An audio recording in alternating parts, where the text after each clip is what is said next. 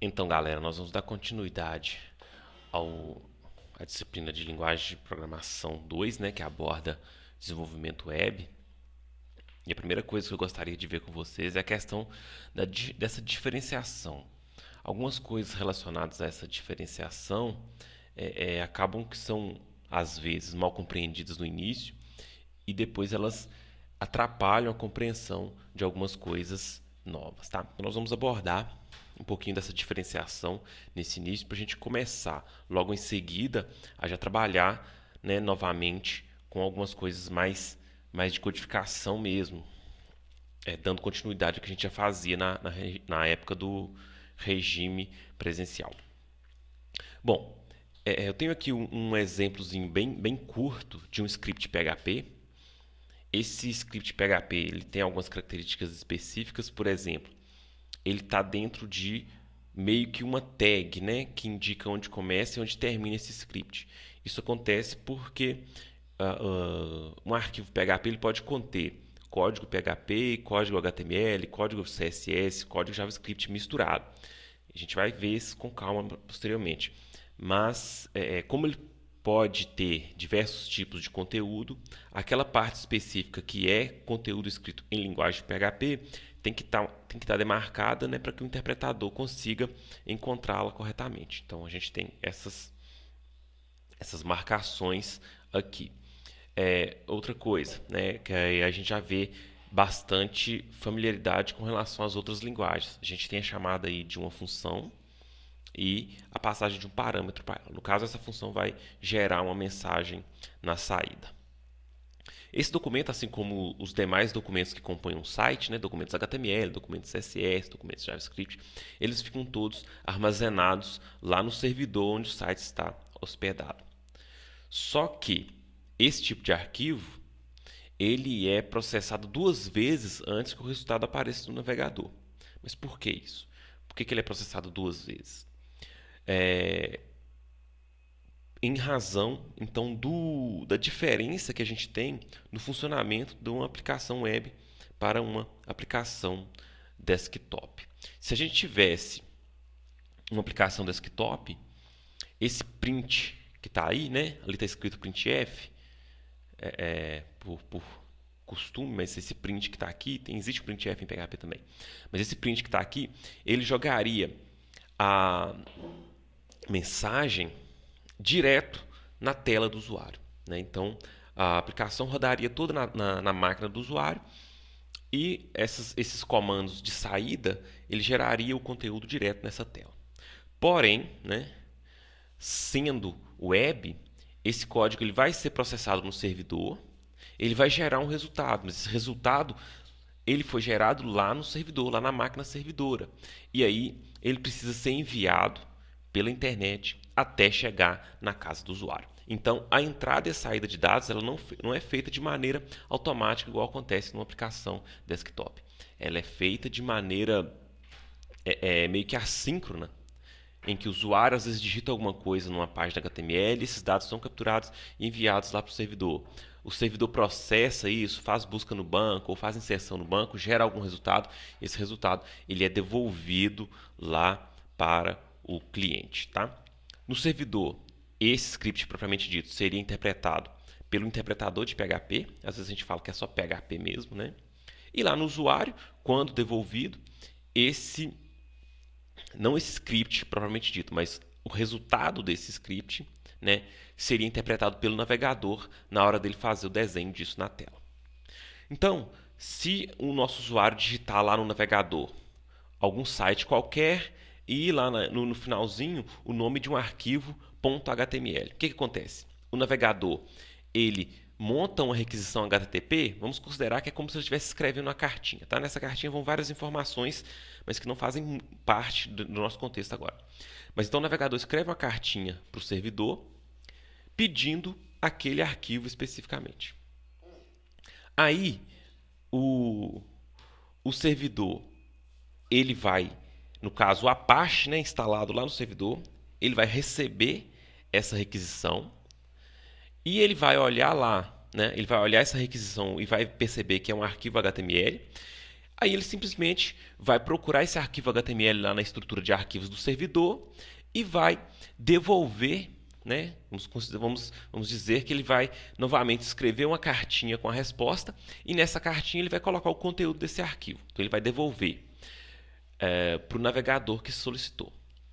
Quando essa cartinha chega lá no navegador, novamente no cliente, aí o navegador abre esse conteúdo, processa e exibe na tela o que tiver de exibir. Então esse é o processo padrão. A gente clica no link ou a gente clica no botão salvar de um formulário, enfim, ou a gente escreve o endereço, né, lá na URL, o navegador pega essas informações, faz uma requisição e manda para o servidor.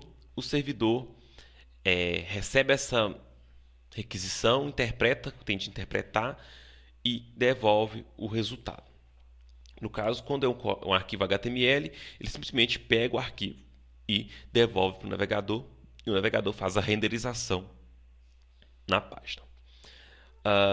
Porém, né, se o usuário clicar em um link, ou digitar algo no navegador, ou digitar algo no formulário e mandar salvar, e isso for direcionado para um arquivo PHP, o processo é muito parecido com uma ressalva. Lá no servidor, na hora que o Apache recebe a requisição, ele vai perceber lá, escrito na requisição, que ela é para um arquivo PHP. Aí, ao invés dele simplesmente pegar esse código, pegar esse arquivo e devolver, assim como ele faz com arquivo de HTML, entre outros, ele, sabendo que é PHP, ele vai primeiro pedir ao interpretador de PHP para processar esse arquivo.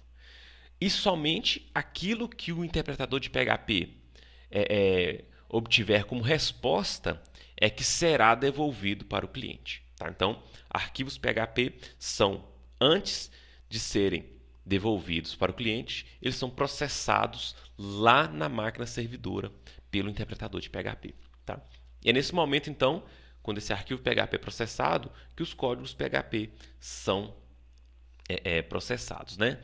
Se houver, por exemplo, uma consulta no banco, é nesse momento que ela vai acontecer. Se houver uma gravação no banco, é nesse momento que ela vai acontecer.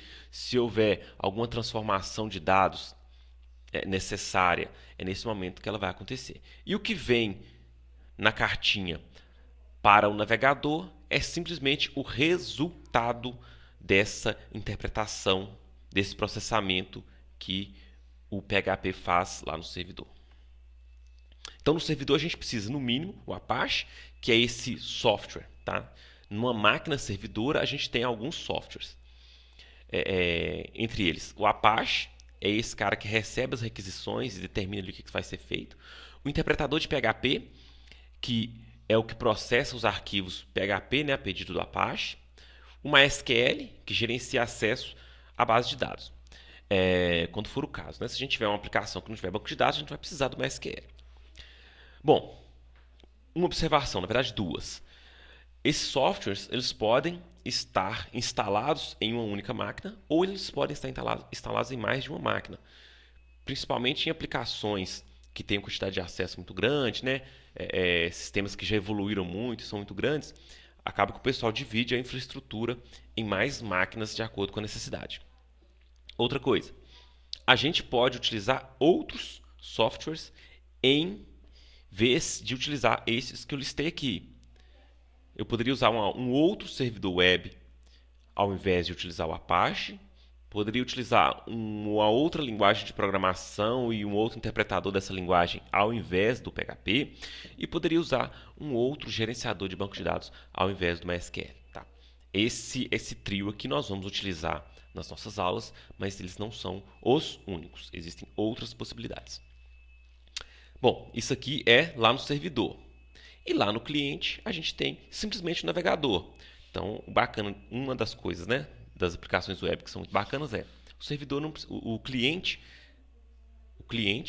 não precisa de ter muita coisa instalada na máquina dele. Basta ele ter um navegador e acesso à internet que ele vai conseguir usar o sistema normalmente. Acesso a banco, determinados processamentos, essas coisas são feitas lá pelo servidor. Esse desenho aqui é só para ilustrar isso, tá? o navegador na máquina cliente e o Apache PHP MySQL na máquina servidora, e eles ficam, o navegador fazendo requisição para o servidor e o servidor respondendo essas requisições. Ao mesmo tempo, vários navegadores em várias máquinas de usuário podem estar fazendo requisições, tá? Não uma somente como no desenho. Então você pode ter várias requisições sendo feitas ao mesmo tempo para o servidor.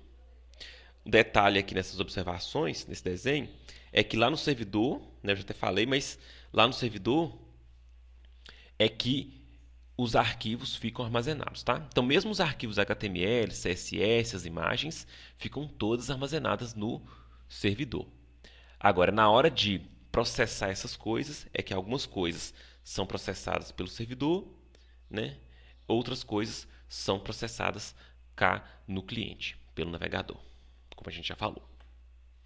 Bom, para a gente começar a desenvolver, eu sugiro que a gente use um servidor local. Como assim um servidor local? Eu vou instalar na minha máquina o Apache, o PHP e o MySQL. Tá?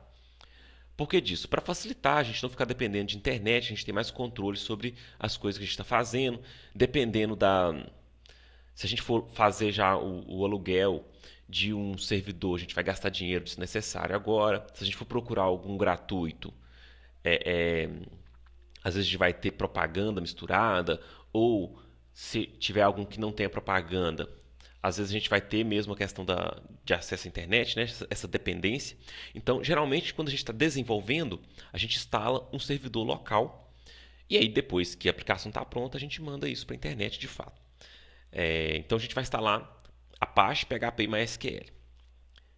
Nós podemos instalar esses três e no site de cada um deles baixar e instalar separadamente, depois configurar, tá? É uma hipótese. E há uma outra hipótese, inclusive que eu aconselho para esse caso, é que a gente use o Champ, ou o Vertrigo, ou o EasyPHP, ou algum software parecido, que eles, quando você instala esse cara aqui, ou esse, né? Eles são equivalentes. O que eles fazem? Eles montam para a gente um servidor já contendo essas três coisas aqui, entre outras. Então, se eu instalo o Champ já vai instalar e configurar para mim tanto o Apache, quanto o PHP, quanto o MySQL. E aí facilita aqui na hora da gente desenvolver, tá? Geralmente, quando eles instalam, eles criam uma pasta em algum lugar lá. No caso do Champ, é uma pasta chamada htdocs, que fica lá dentro da instalação dele. No caso do Vertrigo, é uma pasta chamada www, que também fica lá dentro da instalação dele. Essa é a chamada pasta raiz do meu servidor e é nesse lugar que eu tenho que colocar os meus projetos para que eu consiga acessá-los pelo navegador de maneira correta, tá? Então lembre disso. Tem que ver se for o Champ é dentro da pasta htdocs, se for o Vertrigo dentro da pasta www. EasyPHP não me lembro agora. Então é lá dentro que a gente tem que colocar os nossos arquivos. Eu geralmente limpo a pasta que está lá, às vezes, e quando eu estou fazendo nas aulas, junto com o pessoal, eu geralmente limpo a pasta que está lá e lá dentro crio uma pasta para cada projetinho que eu estiver mexendo. Mas aí é a opção de vocês. Porque geralmente essa pasta já vem com alguns arquivos, como se fosse um site de exemplo ou um site de introdução dessas ferramentas, tá? Mas geralmente eu limpo. Beleza. Usando essas ferramentas, o servidor local, na hora que a gente for acessar os nossos arquivos, a gente vai fazer assim, ó, localhost barra o nome do arquivo. Se tiver uma pasta, né, barra o nome da pasta, barra o nome do arquivo. Essa pasta aqui é a pasta que a gente colocar dentro do htdocs ou dentro da www se for Vertrigo, tá? Então, eu não tenho que colocar o caminho até chegar no htdocs, nem o caminho até chegar no Vertrigo. Eu simplesmente falo localhost, que o navegador sabe que isso vai ser encaminhado para o meu servidor local. E o meu servidor local, no caso Apache, ele já está configurado para olhar diretamente nessas pastas. Por isso que a gente omite. A gente vai então colocar simplesmente as subpastas se eu criar. Se eu não criar, eu já coloco o nome dos meus arquivos direto. Beleza. Então eu vou usar assim, tá? Ao invés de utilizar assim. eu usaria assim se eu tivesse o meu site hospedado em algum lugar na internet, o que não é o caso. E muito menos assim, ó. Isso aqui, às vezes o pessoal que está começando a programar o web faz bastante isso. Tenta executar o arquivo PHP direto pelo navegador. E isso não dá certo, tá? Às vezes o navegador vai pedir para você fazer download, ou às vezes ele vai exibir o código PHP, porque o navegador não consegue interpretar código PHP. Você tem que falar para o navegador para ele fazer uma requisição no servidor e é o servidor que vai interpretar esse código PHP e devolver somente o resultado. Então a forma correta é essa daqui. Só vou mostrar aqui o arquivo de instalação do meu Apache. Eu estou utilizando o Linux, tá, pessoal? Então eu instalei o XAMPP aqui no meu Linux. Esse XAMPP ele fica no caso dessa versão de Linux, tá? Aí vai depender do sistema operacional de vocês, pode estar diferente em algumas coisas. Mas no caso do Linux, MX Linux que eu estou utilizando, o XAMPP é instalado aqui, ó, opt lamp htdocs. Na verdade, opt lamp. Isso aqui são os arquivos do meu XAMPP. Então eu instalo um XAMPP, mesmo assim a pasta que ele cria nem é XAMPP.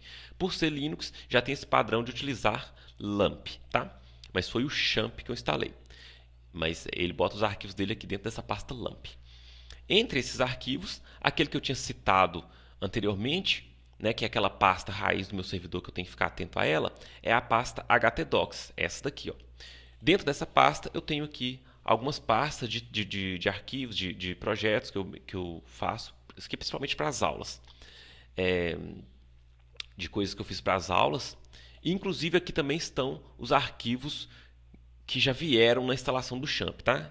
Eu geralmente limpo, nesse caso aqui eu não limpei ainda, mas eu geralmente limpo. Eu removo tudo e aqui eu crio uma pasta para cada projeto meu. Vou fazer um teste.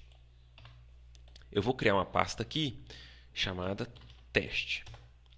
E dentro dessa pasta eu vou colocar um novo arquivo aqui chamado, sei lá, código.php. Beleza. Aí no navegador, para eu acessar, não tem nada naquele arquivo. Eu vou fazer o seguinte, ó, localhost barra teste, não tem nada. Alguns arquivos eles são conectados automaticamente, tá? Se eu colocar um arquivo lá chamado index.php ou index.html, ele é aberto automaticamente. Aqui tem duas situações, na verdade. Uma delas é a questão do nome e outra é a questão do servidor que está desligado. Essas são de propósito, mas eu vou mostrar para vocês aqui. Teste e o meu arquivo se chama código.php. Beleza, a URL está certa, mas está falando aqui que não pode conectar. O que está acontecendo? O meu Apache não está rodando. O meu Apache é aquele servidor que fica escutando e esperando para ver se está chegando requisições, tá? Então, quando você instala o XAMPP, sempre que você vai utilizar, você vai ter que ligar o Apache. Então, você vai abrir o XAMPP e em algum lugar lá vai ter um botãozinho para você startar o Apache. No Windows, às vezes é comum aparecer o ícone desse lado aqui, ó. No meu Linux, eu criei um ícone aqui e esse ícone abre uma janelinha que eu vou mostrar aqui para vocês agora, tá? Como eu estou no Linux, eu tenho que dar um sudo aqui, tá? Porque questão de permissão do Linux. E aí, deixa eu fechar isso aqui e abrir de novo, porque não está deixando eu abrir ainda. Eu vou ter que dar um sudo aqui. É questão de permissão do Linux. No Windows, das vezes que eu utilizei no Windows, eu não precisava fazer isso. Mas é porque eu tenho um atalho que eu criei aqui. Para eu acessar esse atalho, ele está me exigindo que eu seja superusuário. Beleza. Aí, quando vocês... Geralmente no Windows fica do lado de cá. Vocês vão abrir uma janelinha, não necessariamente igual essa, tá? A última vez que eu usei XAMPP no Windows, ela era um pouco diferente. Pode ser que ela seja um pouco diferente. Mas vocês vão procurar nessa janela onde vocês vão startar o servidor. No meu caso, aqui está nessa aba aqui, ó. Eu tenho 3 servidores aqui. O MySQL, o Pro FTPD e o Apache. O MySQL é quando eu estiver mexendo com banco de dados. Nesse caso, eu não vou querer mexer com banco de dados por enquanto. Eu simplesmente vou deixar parado. O FTPD é para questão de servidor FTP também, não vou mexer agora. Só o Apache mesmo. E o PHP, eu preciso startar? Não. O PHP ele não precisa ficar aberto o tempo todo escutando requisições. Por quê? Ele vai ser chamado pelo Apache somente nos momentos em que ele precisar executar alguma coisa. Então, vou startar aqui só o Apache. Vou esperar isso aqui dizer que já está pronto. Está startando ainda. Agora já está rodando, beleza. Aí, no meu caso aqui, eu já posso até fechar essa janela aqui, que o servidor vai continuar fechando, tá? Vou fechar também esse console aqui. Beleza. Aí, eu vou dar um F5 aqui. Eu tenho, então, tá em branco porque eu não tenho nada lá no meu código, tá? Vou colocar alguma coisa lá. Aqui, abrir com Visual Studio Code mesmo, que eu aconselho também. E aí, eu vou escrever aqui alguma coisa. Eu posso simplesmente colocar código HTML5 dentro do meu arquivo PHP. Por quê? Um arquivo PHP, ele suporta isso. Agora, se eu der um F5 aqui, eu tenho aquele conteúdo. E aí, aquilo que precisar ser feito lá no servidor, por exemplo, uma consulta no banco para que eu consiga mostrar a listagem de alguma coisa nessa minha página. Eu faço dentro de uma regiãozinha aqui demarcada com esses elementos, indicando que esse código é PHP. E aí eu vou dar aqui um print. Um print. Hello world. Só para a gente não deixar de fazer isso, né? F5. Se a gente olhar o código-fonte dessa página, já estou finalizando, a gente vai ver o seguinte. O meu arquivo é PHP, né? De acordo com o que está aqui, ó, código.php. Ele tem HTML e tem PHP. Quando esse arquivo for requisitado, o Apache vai saber que ele é PHP, então ele vai pedir o PHP primeiro para fazer o processamento dele. O PHP vai passar por esse arquivo, analisando, vai ver que isso aqui é código HTML, então vai deixar quieto, e vai ver que esse pedacinho só é código PHP. Então o que ele vai fazer é simplesmente processar esse pedacinho aqui. E aí ele vai entender que isso aqui é um comando de gerar uma saída, ele vai pegar essa saída e jogar. Então é como se o PHP substituísse. É como se na hora que interpretasse, o PHP substituísse isso aqui por isso aqui, criando um arquivo totalmente interpretável pelo navegador. Tá, vou deixar direto aqui do jeito que estava. Nosso comandinho PHP. Se a gente olhar aqui o código-fonte, ó, aquela parte onde estava o PHP se transformou em texto puro, que é basicamente a saída do meu arquivo, a saída do meu script PHP. Eu poderia aqui, por exemplo, colocar uma tag H2, H3, entre outras coisas que eu poderia fazer com o PHP. E aí, se eu atualizar aqui, eu tenho aqui meu conteúdo. E agora, o que veio aqui onde estava? Nesse pedacinho aqui estava o meu script PHP. Mas o meu script PHP não vem para o navegador. Ele é executado lá no servidor. E o que vem para o navegador é somente o resultado dele. Tranquilo? Então, vou pedir para vocês instalarem lá essas ferramentas, né? Visual Code também, mas não necessariamente o Visual Code, tá? Você poderia abrir esse arquivo aqui e editar com qualquer editor que você quisesse, inclusive bloco de notas. Mas então instale algum editor. Eu vou usar o Visual Code, então se vocês quiserem me seguir, vocês podem, mas vocês podem utilizar outro também, se vocês quiserem. e instalem o Champ ou o Vertrigo ou o EasyPHP ou algum outro que vocês quiserem para vocês fazerem, vocês conseguirem acompanhar as práticas de PHP que a gente vai começar a fazer daqui para frente. Então, tentem instalar, tentem fazer essa prática aqui só para ver se o ambiente está funcionando, e isso vai ser a prática dessa semana. Beleza? E aí, qualquer dúvida, vocês me procurem pelos canais que vocês já conhecem, né? Lamudo, e-mail, etc. Então é isso, galera. Bons estudos e até a próxima.